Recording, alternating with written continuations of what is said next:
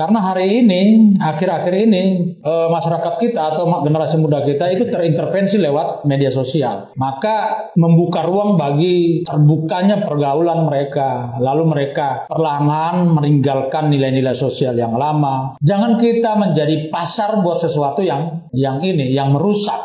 Mungkin yang membuatnya itu dia tidak pernah memakai. Kok kita mau memakai itu loh barang itu. Berbicara tentang narkoterorisme itu kan ada dua perspektif. Terorisme dalam rangka mengamankan bisnis narkoba. Ada narkoterorisme juga yang keterkaitannya itu polanya adalah kelompok-kelompok ideologi membiayai kegiatan-kegiatan ideologinya dengan mengedarkan atau memproduksi narkoba lalu menjual ke pasar.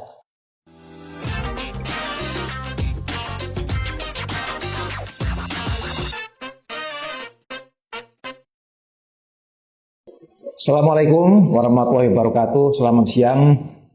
Salam dulur bersinar semuanya. Saya Brigadir Jenderal Polisi Agus Rohmat, Kepala BNN Provinsi Jawa Tengah. Saat ini kita sedang kedatangan tamu yang sangat luar biasa yang membanggakan kita semuanya, yaitu Kepala BNN Republik Indonesia, Bapak Komisaris Jenderal Polisi Martinus Hukum SIK MSI. Selamat siang, Bapak. Selamat siang, Pak Kepala BNNP Jawa Tengah. Siap. Apa kabar, Pak? Sehat? Kabar baik. Assalamualaikum warahmatullahi wabarakatuh. Salam sehat tanpa narkoba buat masyarakat Jawa Tengah. Baik, Bapak. Terima kasih, Bapak, atas kehadirannya. Kesempatan ini kami izin untuk bisa sharing kepada masyarakat. Dan kita tahu bahwa hasil penelitian dari BRIN dan BNN Republik Indonesia di tahun 2023 ini ditemukan angka prevalensi di Indonesia ini sebesar 1,37%. Jadi mengalami penurunan yang tadinya 1,95%. Atau sekarang ini sebanyak 3,3 juta jiwa yang terpapar narkoba. Nah, bagaimana nih menurut Bapak tentang kondisi yang demikian? Terima kasih Pak Agus. Kalau kita lihat sumber datanya ini kan dari BRIN, lembaga survei yang sangat terpercaya, artinya prevalensi pengguna narkoba mencapai 1,37% atau 3,33 juta ini merupakan data real yang dilakukan atau yang dicapai melalui suatu survei yang memiliki metode yang baik. Artinya kita harus percaya bahwa ada 3 juta lebih masyarakat Indonesia yang terpapar atau yang menggunakan narkoba. Inilah data real kita yang harus kita hadapi, dan tugas kita ke depan bagaimana kita akan bisa menekan terus prevalensi ini sehingga mencapai titik yang sangat minimal. Dan itu perlu kerja keras kita semua. Dan yang berikutnya saya ingin juga lebih konkret lagi dalam melakukan penelitian sehingga kita bisa mendapatkan data yang bersifat gradual. Artinya dari yang 3,3 juta ini kan data umum secara nasional. Bagaimana kita dapat mendapatkan data yang lebih gradual atau spesifik pada tingkat provinsi, tingkat kabupaten, sehingga kita bisa mengetahui ancaman realnya Jawa Tengah itu seperti apa. Berapa di kota Semarang, berapa di kota Solo, atau di mana saja kita lakukan penelitian, dan itu memberikan satu informasi yang real kepada kita sehingga kita dapat mengambil keputusan berdasarkan data-data yang ada dalam rangka melakukan intervensi terhadap isu-isu P4GN. Nah, ini yang menjadi concern kita ke depan. Siap. Jadi nanti ke depan kita akan melakukan penelitian secara gradual, tidak hanya nasional saja tetapi provinsi sampai kabupaten kota, sehingga kita mendapatkan data yang lebih real, sehingga kita dapat membuat suatu strategi yang lebih tepat lagi. Baik, kita tahu bahwa ke depan kita ingin Indonesia ini mencapai generasi dengan SDM yang unggul. Tetapi tekanan generasi muda ini semakin beragam. Bahkan ada pola-pola pergaulan yang berbeda dengan era-era sebelumnya. Sehingga membuat generasi muda ini sangat rentan atau mudah terpapar khususnya narkoba salah satunya. Nah, bagaimana menurut Bapak sikap yang harus diambil oleh generasi muda saat ini? Sebelum saya mengambil satu sikap atau satu bentuk strategi untuk mengintervensi situasi perkembangan masyarakat terutama generasi muda, saya ingin memberikan satu gambaran bahwa kita mengalami satu perubahan sosial. Dampak perubahan sosial itu adalah perubahan perilaku, perubahan culture, dan perubahan nilai. Yang harus kita lakukan adalah kita harus bisa membentengi generasi muda kita dengan sosial kapital. Sosial kapital itu kalau dalam teorinya Francis Fukuyama, salah satu bukunya itu tentang bagaimana perubahan sosial dan dampaknya. Itu dia menjelaskan bahwa untuk membentengi masyarakat dari perubahan sosial itu adalah bagaimana menguatkan sosial kapital, nilai-nilai sosial. Nah, kita punya nilai-nilai sosial yang ada seperti agama, kemudian budaya. Ini kita harus kembalikan itu ke masyarakat. Karena apa? Karena hari ini, akhir-akhir ini, masyarakat kita atau generasi muda kita itu terintervensi lewat media sosial. Maka membuka ruang bagi terbukanya pergaulan mereka, lalu mereka perlahan meninggalkan nilai-nilai sosial yang lama, hormat kepada orang tua, hormat kepada guru, hormat kepada ustadz. Lalu ini terjadi karena apa? Saya jelaskan bahwa manusia itu kan makhluk peniru. Mereka meniru orang yang diikuti. Nah, biasanya hubungan manusia sosial manusia itu hubungan patron and client. Ada patron-patron tradisional yang selama ini menjadi pengikut atau menjadi idola generasi muda. Orang tua, guru, ustadz, pendeta, kepala desa, kepala pemuda, itu patron tradisional yang hari ini kehilangan kekuatan patronnya karena intervensi media sosial. Maka kita kembali lagi kepada basis sosial kita yang tradisional tadi. Kuatkanlah patron-patron itu untuk mengimbangi intervensi perkembangan dari media sosial tadi. Karena secara teori mereka loncat patron, ada patron-patron abstrak yang hadir di tengah-tengah mereka yang membawa dampak-dampak negatif. Maka kuatkanlah patron-patron itu sebagai nilai sosial kapital yang tetap ada di masyarakat. Itu salah satu usaha kita untuk membentengi generasi muda kita ini dari pengaruh-pengaruh media sosial tadi, termasuk narkoba dan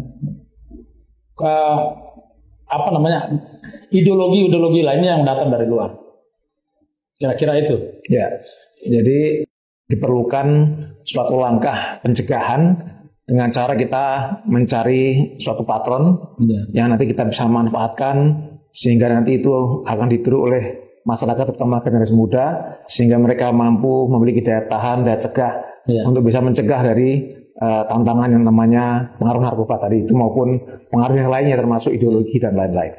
Baik, selanjutnya kita tahu bahwa di Badan Narkotika Nasional ini punya strategi untuk penanggulangan masalah narkoba ini dan kita tahu salah satunya untuk pencegahan yaitu preventif. Ini ada namanya preventif dan kuratif atau rehabilitasi.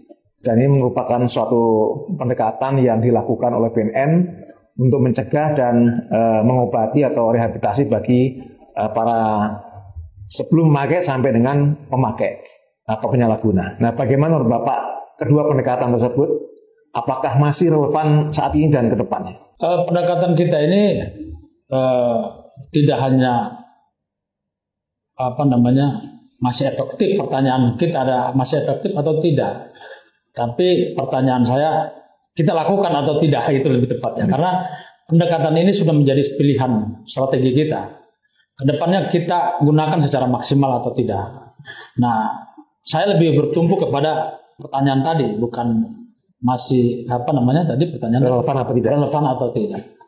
Kalau kembali kepada pertanyaan saya, masih efektif atau tidak kita gunakan, itu lebih akan menyelesaikan permasalahan dengan pertanyaan moral seperti itu.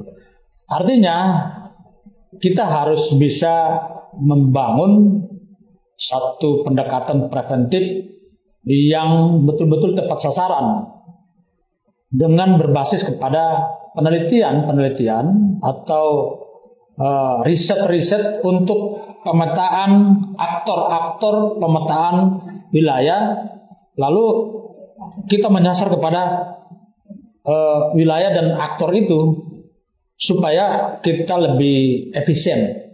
Karena masyarakat kita kan ada 280 juta orang. Kemudian kita lihat lagi dengan prevalensi tadi, itu artinya kalau kita tidak berbasis kepada data, maka kita akan mengintervensi semua satu persatu, itu tidak akan mungkin terjadi. Tapi kita harus bisa melihat struktur-struktur sosial di masyarakat, bagaimana patron tadi yang saya jelaskan, pengaruh patronnya, lalu kita menggunakan patron itu memberikan pesan-pesan moral kepada masyarakat sehingga efektif. Satu orang patron dia bisa memberikan pesan moral yang lebih luas sesuai dengan luas kekuatan patronnya itu. Nah, oleh karena itu pekerjaan kita berikutnya adalah analisa intelijen yang kuat untuk menentukan siapa patron yang efektif yang bisa membawa pesan-pesan moral tadi untuk proses pencegahan. Kedua, kita harus bisa mengemas satu pesan-pesan moral yang bisa menjangkau aspek kognitif, pengetahuan masyarakat, pengetahuan generasi muda, dan juga menjangkau aspek afeksi atau nilai-nilai yang tadi saya jelaskan tadi. Ada nilai-nilai tradisional, nilai-nilai sosial yang berbasis kepada budaya kita yang harus kita sampaikan terus-menerus sehingga masyarakat itu punya benteng moral di situ, membentengi mereka dengan benteng moral, lalu mereka menghindari mengatakan tidak kepada narkoba, dan bahayanya bahkan mereka juga membentengi mereka dari keinginan-keinginan semu, keinginan-keinginan fisik, hedonisme yang tidak penting. Mungkin mereka berpikir ada godaan-godaan bahwa menjual narkoba mendapatkan keuntungan. Bentengnya harus adalah bagaimana mereka bisa memilih nilai-nilai yang baik, lalu memutuskan untuk mencari pekerjaan, mencari uang dengan yang lebih halal. Lalu kemudian kalau kita bicara tentang rehabilitasi, kembali lagi saya harus bicara tentang data. Bagaimana kita melihat berapa banyak yang harus direhabilitasi, lalu rehabilitasi menggunakan dua pendekatan seperti yang kita sudah atur di dalam undang-undang kita, yaitu pendekatan medis dan pendekatan sosial. Pendekatan medis menyentuh atau mengintervensi aspek fisik, kesehatan organ-organ tubuh yang rusak akibat narkoba.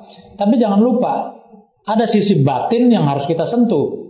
Maka pendekatan sosial, pendekatan kultur, pendekatan agama, dua ini harus disatukan supaya bisa memutuskan mata rantai. Kesehatan terpulihkan, keinginan-keinginan, motivasi-motivasi terobati, lalu mereka mengatakan tidak, keluar dari jebakan peredaran dan penggunaan narkoba tersebut. Itu efektifnya seperti itu. Ya, jadi bisa disimpulkan bahwa untuk efektifnya, jadi pencegahan itu harus menyentuh dua aspek tadi itu. Kita harus berbasis data, siapa patronnya di situ, kemudian sasarannya siapa, sehingga nanti akan tepat kita memilih patron dan siapa di situ yang harus disasar. Kemudian yang kedua, milih narasi juga sesuai isinya, harus kognitifnya apa, pengetahuannya. Kemudian juga ada nilai-nilai di situ. Kemudian masalah rehabilitasi tadi juga ada dua hal, yaitu medis itu bagaimana kita mengobati secara fisik. Kemudian yang kedua adalah batinnya, bagaimana kita menyentuh afeksinya dari itu, aspek nilai-nilainya tadi itu. Sobat atau dulur pendengar sekalian, kita lanjutkan lagi bahwa dari pengalaman Bapak yang sebelum menjabat Kepala BNN Republik Indonesia ini, Bapak memiliki pengalaman yang segudang yang luar biasa yang 23 tahun lebih barangkali menjabat sebagai Kadinsus 88 RI. Begitu banyak tantangan yang dihadapi dan keberhasilan yang sudah dicapai menyelamatkan masyarakat dari ancaman terorisme. Yang kami ingin tanyakan adalah, adakah kaitan sesungguhnya antara terorisme dengan narkoterorisme dan bagaimana strategi Bapak untuk menghadapi tentang hal ini? Berbicara tentang narkoterorisme itu kan ada dua perspektif. Terorisme dalam rangka mengamankan bisnis narkoba. Itu terjadi di Amerika Latin. Saling berebutan pasar, perang antar geng, perang antar kartel dengan menggunakan pendekatan-pendekatan terorisme. Saling menyerang dengan bom, dengan senjata, dan lain. Itu dalam rangka mengamankan narkotikanya, jalur perdagangan narkotika. Bahkan pada saat itu kalau kita nonton film Narcos yang secara historis kita lihat Pablo Escobar, kita bisa melihat apa itu narkoterorisme yang seperti yang tadi saya jelaskan.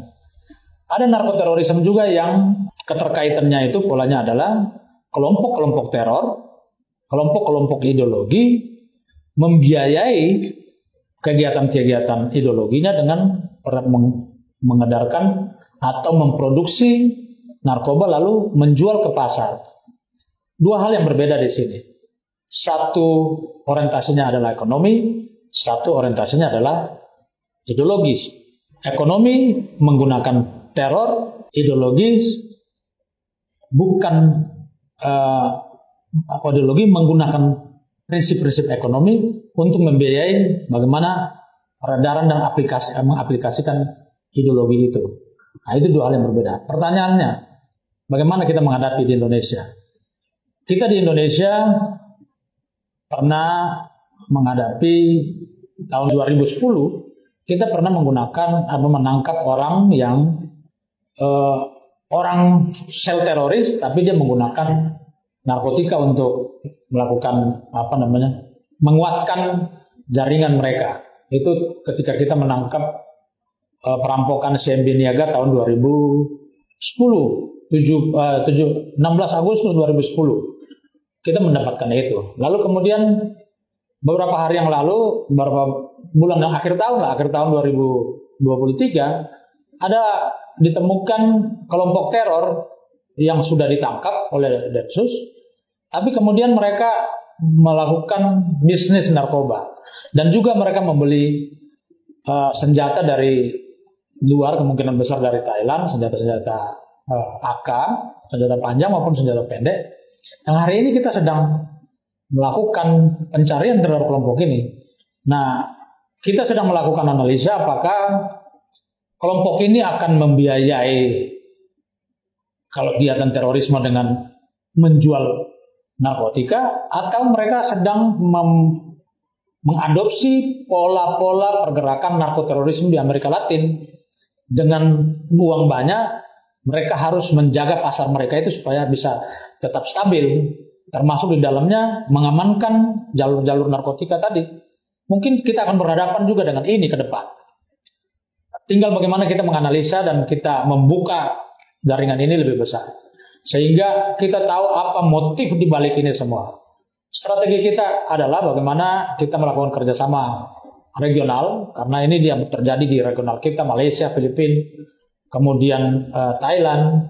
Lalu kita menguatkan operasi intelijen di dalam negeri dengan tadi pola rehabilitasi, pencegahan itu di satu sisi, tapi di sisi lain adalah memetakan atau menganalisa intelijen untuk melihat rentang gelar networkingnya narkotika ini sampai sejauh mana.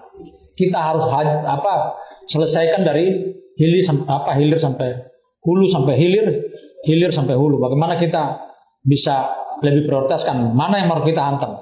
Apakah penjual yang besarnya kah? Ataukah kita mulai dari menekan demand-nya supaya demand-nya ini berkurang, mengurangi membuat mereka sulit untuk menjual narkoba ini, atau kita langsung matikan sumbernya. Nah, matikan sumbernya kan ada di luar. Kita harus kerjasama internasional untuk mematikan sumber-sumber, atau paling tidak kita memotong mata rantai itu, sehingga kurir-kurir ini tidak lagi punya ada hubungan dengan sumber daripada narkotika tersebut. Jadi dulu bersinar sekalian, ternyata terorisme ada yang ideologis, ada yang motif ekonomi. Nah, tadi sudah dijelaskan dengan gamblang dan bagaimana strategi ke depan untuk mengantisipasi. Nah, ini kita berharap tentu kita semua bisa mendukung apa yang dilakukan oleh Bapak Kepala BNN ini untuk mencegah bahkan memberantas penyalahgunaan narkoba ini. Baik, dulu bersama kita akhirnya di akhir acara ini kita ingin mendengarkan bagaimana atau apa pesan-pesan dari beliau dalam rangka kita mewujudkan Jawa Tengah bersinar, bersih dari narkoba menuju Indonesia bersinar. Ketika kita membuat satu ini menurut saya sih tagline Jawa Tengah bersinar, artinya Jawa Tengah bersih dari narkoba. Ini adalah janji batin. Kita mengikat batin kita secara moral, berjanji kepada diri kita sendiri, berjanji kepada masyarakat, berjanji kepada Tuhan Yang Maha Esa. Komitmen ini bukan hanya menjadi tugas beratnya BNN, tapi menjadi tugas seluruh stakeholder dan menjadi tugas seluruh masyarakat. Maka ajakan pertama saya adalah ketika kita mau melakukan satu perubahan secara kolektif, maka kita juga harus membangun komitmen secara kolektif. Masyarakat semua harus tahu komitmen ini, sehingga kemudian dilibatkan bagaimana melibatkannya? Kita bangun kesadaran lewat penyuluhan, pencerahan lewat pesan-pesan dengan berbagai media yang sudah ada, termasuk media yang hari ini kita lagi ngomong di sini. Lalu kemudian kita juga membangun kesadaran kolektif secara struktural dari pemerintah, dari atas tingkat pemerintah provinsi sampai kepada basis masyarakat RT RW. Kita semua punya komitmen itu secara struktural, lalu kita membangun kultur lewat pesan-pesan moral tadi. Kita membangun kultur baru bahwa itu pengaruh dari luar. Kita jangan ikut menerima pengaruh-pengaruh dari luar tersebut. Kita tahu kan barang ini bukan di sini produksinya, ada di luar sana. Jangan kita menjadi pasar buat sesuatu yang merusak. Mungkin yang membuatnya itu dia tidak pernah memakai. Kok kita mau memakai itu loh barang itu? Maka kita harus menyatakan tidak kepada narkotika ini.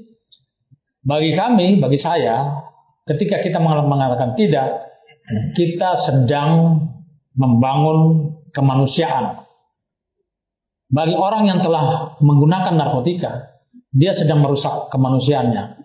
Tugas kita, masyarakat, kita membentengi secara sosial masyarakat kita supaya tidak terpengaruh untuk tergoda untuk menggunakan narkotika. Lalu yang sudah terpapar, mari kita bangun kesadaran baru supaya mereka bisa keluar dari penggunaan narkotika tersebut dengan melakukan intervensi. Jadi komitmen bersama, bukan komitmen kita saja. Saya mengucapkan terima kasih kepada para kepala BNNP yang selama ini sudah menjadi satu dirihen untuk mengorkestra seluruh stakeholder yang ada dalam rangka melakukan pencegahan, pemberantasan, penyalahgunaan, dan peredaran gelap narkotika dan prekursor. Terima kasih. Wassalamualaikum warahmatullahi wabarakatuh. Salam sejahtera buat kita semua. Om Santi, Santi, Santi Om. Rahayu. Baik, terima kasih. Tadi telah dijelaskan secara gamblang ya pesan-pesan beliau bagaimana mewujudkan Jawa Tengah bersinar ini dari membangun komitmen, kemudian kita menciptakan kultur baru secara bersama. Akhirnya saya sebagai host mengucapkan terima kasih kepada para PNN RI dan kita doakan bersama semoga beliau selalu dalam bimbingan dan lindungan Tuhan Yang Maha Kuasa sehingga mampu mewujudkan Jawa Tengah bersinar menuju Indonesia bersinar.